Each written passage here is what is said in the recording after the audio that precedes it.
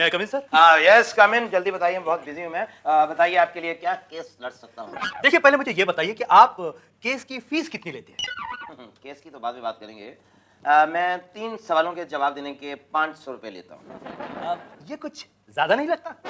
आपके हिसाब से ज्यादा हो सकते हैं, लेकिन मेरे हिसाब से ये बिल्कुल ठीक है। और 500 रुपया इधर दे दीजिए। किस बात के? 3 सवालों के 500 लेता हूँ ना। कौन? आपके 3 सवाल हो गए। कौन से? सबसे पहले आपने पूछा मैं कम इन, मैंने आपको कहा कि यस, कहा कि नहीं? सवाल पहला हो। बोला ना कि आ जाओ ना। हाँ। ये पहला हो गया सवाल। हाँ। फिर आपने मुझे आपके यहाँ कितनी फीस ली जाती है आपने पूछा मुझसे ना।